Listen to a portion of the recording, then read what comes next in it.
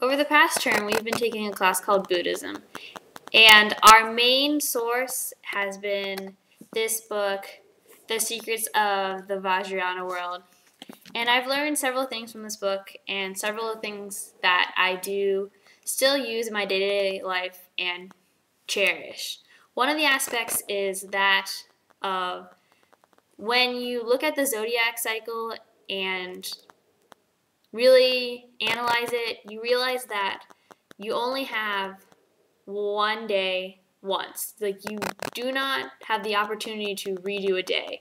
Basically, that one day is that one day, and you'll never get that day back, and you really need to cherish it and live it up as much as you can. Another thing that I've learned and really use in my life is that only you can control what you're doing. You can't help what anyone else does. And I've really used this in my life, especially in volleyball, where I can try my hardest, but I have no control over what my other players do, what the refs say, or what the other team does. And it's really helped a lot. And it's helpful for those who are stressing over situations that really they have no control over. You can't help your parents' situation. You can't help if a teacher is being unfair to you. You just have to just live your life to the best that you can and just go with it. Another thing I really like about this book is that it uses lots of analogies to help illustrate points, and that it has a lot of description, especially about the different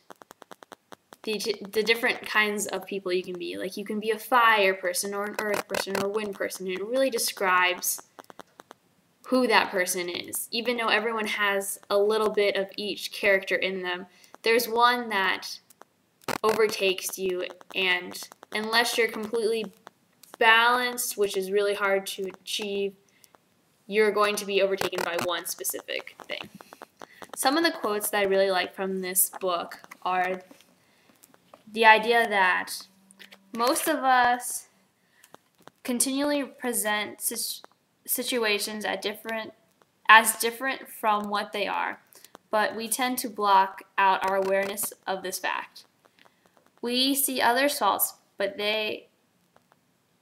be they as fine as a mustard seed, but our own faults, which may be like a mountain, we ignore.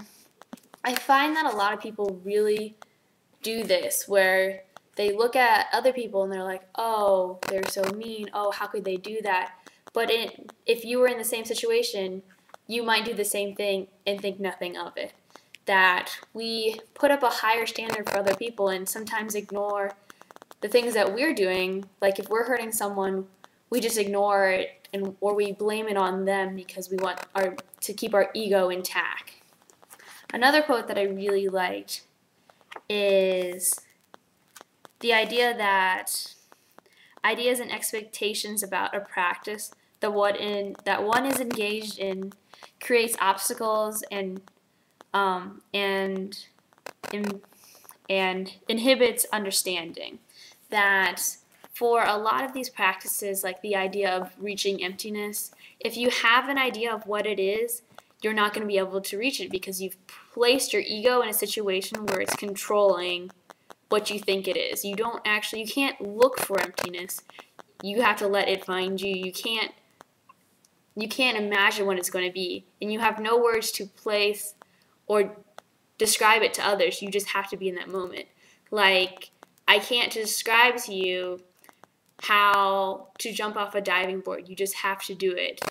It's about the experience of the moment, which is why you really need a mentor for your teaching. You can't just learn it from a book. You do need someone to help you through those experiences that you can only do on your own. But you still need that teacher to push you in the right direction. And the last quote that I really like is that each human concept about reality is like a building that begins to waver, then crack, and finally collapse as a result of the earthquake of emptiness. And that once you finally reach that emptiness, then your whole reality shatters, because emptiness there is emptiness, then there's nothing. That Vajrayana is really about getting to the truth of the matter, really wiping the slate clean, getting rid of all that ego, and really seeing things for what they are truly. And emptiness is one of those steps that you're looking towards. Some of the other things I really like about this book are just the way that they describe things, and not only using like colors, but also relating back to everything. And here's another quote I really like. Lacking faith and devotion, it is as though the nature of our mind is encased in obscuration. But the very moment you open up in devotion, you receive the blessings of the Buddha. Meaning that you can't live closed-minded. You have to be willing to accept others, accept the reality of your situation, and not inhibit yourself by what you think it really is. Well, thank you for listening. That's all I have to say.